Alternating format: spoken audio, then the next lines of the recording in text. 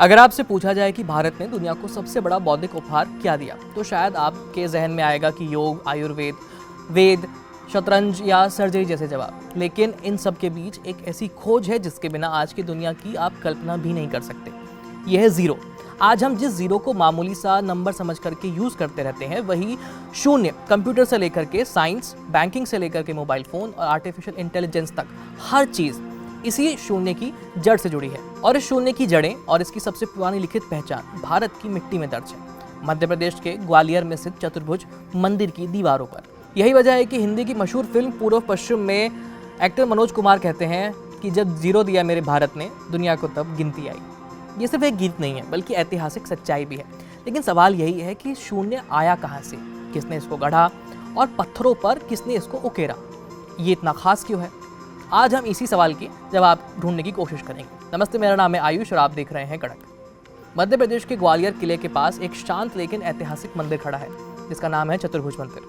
पहली नज़र में ये एक सामान्य सा विष्णु मंदिर लगता है, लेकिन इसकी दीवारों पर छुपा है गणित का सबसे बड़ा रहस्य। ये मंदिर पूरी तरह से एक विशाल चट्टान को काटकर बनाया गया है, ना कोई ईंट ना कोई जोड़, शुद्ध शिल्पकला का नमूना। मंदिर भगवान विष्णु को समर्पित है।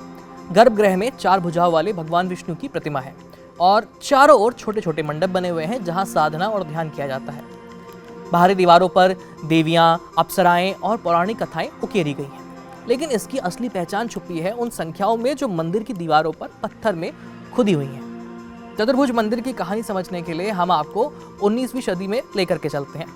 उस समय भारत थोड़ा सा अलग था। उस दौर में उत्तर भारत का सबसे शक्तिशाली राजवंश था गुर्जर प्रतिहार वंश। इसकी राजधानी थी कन्नौज और इसका प्रभाव 8वीं सदी से 11वीं सदी तक रहा। इस वंश के सबसे प्रतापी शासक थे राजा मिहिर भोज, जिन्हें इतिहास में आदिवारा भी कहा गया है। उन्होंने लगभग 50 सालों तक शासन किया और अपने साम्राज्य का विस्तार बंगाल से लेकर के राजस्थान तक, गुजरात से लेकर के हिमालय तक किया। मिहिर भोज ने अरब आक्रमणकारियों को उत्तर भारत में आगे बढ़ने से भी रोका और इसी वजह से उन्हें आदिवारा की उपाधि दी गई थी। यही कारण है कि उनके शासनकाल को गुर्जर प्रतिहार राजवंश के स्वर्णिम युग की तरह देखा जाता है। मिहिर भोज ग्वालियर के इलाके पर नियंत्रण चाहते थे। इसके लिए गुजरात के आनंदपुर से वीर योद्धा वेल भट्ट को जिम्मेदारी सौंपी गई। उस समय गुर्जर प्रतिहार और राष्ट्रकूट राजवंश के बीच काफी वर्चस्व की लड़ाई चल रही थी। एक युद्ध में वेल भट्ट वीर गति को प्राप्त हुए। उनकी वीरता से प्रभावित होकर के मिहिर भोज ने उनके बेटे को ग्वालियर के किले का किलेदार बना दिया। वेल भट्ट के बेटे ने ही ग्वालियर के किले के पास एक भव्य विष्णु मंदिर बनाने का प्रस्ताव रखा। 1876 ईस्वी में ये मंदिर बनकर तैयार हुआ और इसे नाम मिला चतुर्भुज मंदिर, भगवान विष्णु के रूप की वजह से। इतिहास बताता है कि मंदिर के निर्माण के समय इसकी रक्षा की जिम्मेदारी हथियारबंद महिलाओं की सेनाओं को दी गई थी, जो कि उस समय में बहुत बड़ी बात थी। अब आते हैं उस जगह पर जहां इतिहास, गणित और दर्शन एक साथ मिलते हैं। चतुर्भुज मंदिर की दीवारों पर 2 संख्याएं बहुत स्पष्ट रूप से उकेरी गई हैं। तस्वीर आपके सामने है, इस पर लिखा है 270 और 50। पहली संख्या 270 उस जमीन के माप को दर्शाती है जो मंदिर को दान में दी गई थी। उस समय जमीन को हस्त में नापा जाता था, जैसे हम एक हाथ की लंबाई कहते हैं, उस समय ऐसी हस्त होता था, यानी कोहनी से लेकर उंगलियों तक की लंबाई। शिलालेख बताता है कि मंदिर की भूमि 270 हस्त थी। दूसरी संख्या है 50। मंदिर के पास बने बगीचे से जुड़ी है ये संख्या। ये बगीचा 187 बाय 270 हस्त के माप का था।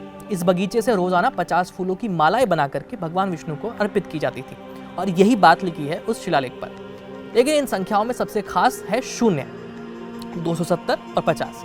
इन दोनों संख्याओं में जो जीरो का आकार आप देखते हैं वो कोई साधारण चिन्ह नहीं है। दुनिया का सबसे पुराना लिखित जीरो है, शून्य है।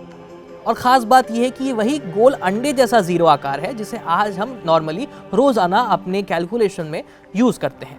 भारत में सबसे पहले शून्य का उल्लेख ग्रंथों में मिलता है, लेकिन संख्या के रूप में। इस स्पष्ट आकार में शून्य का पहला ज्ञात उदाहरण हमें मध्य प्रदेश से मिलता है, इसी मंदिर से।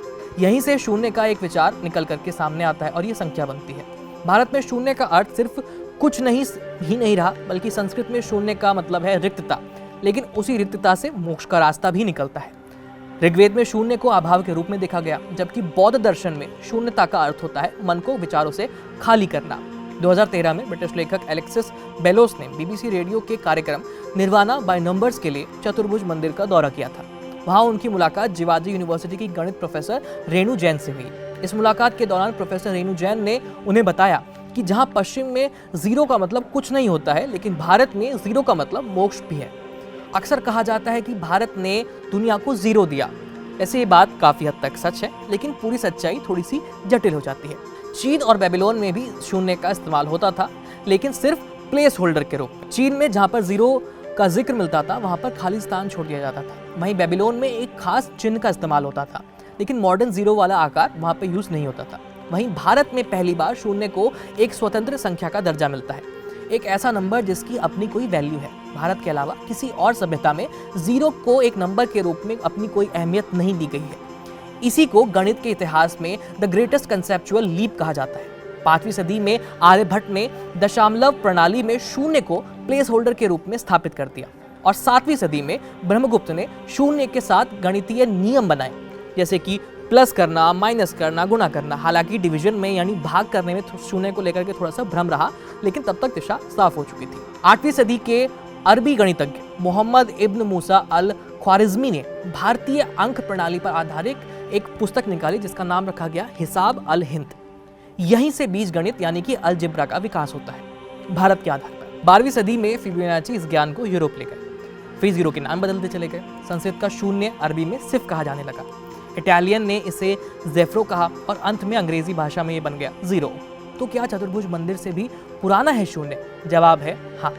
1891 में कंबोडिया में एक शिलालेख मिला जिसमें शून्य को डॉट के रूप में वहां लिखा गया था। इसके बाद 1881 में पाकिस्तान के बख्शाली गांव में एक पुरानी पांडुलिपि मिलती है।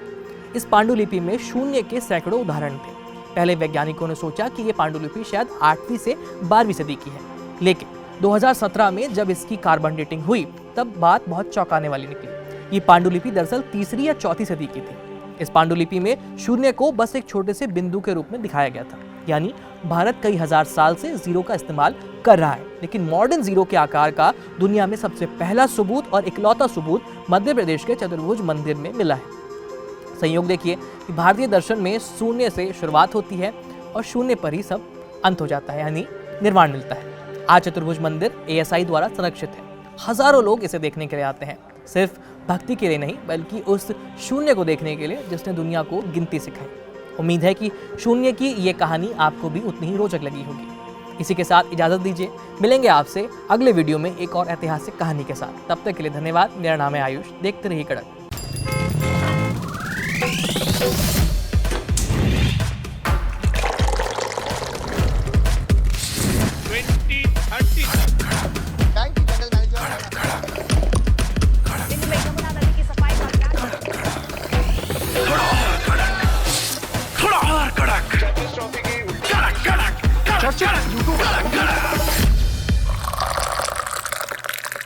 ये कड़क है।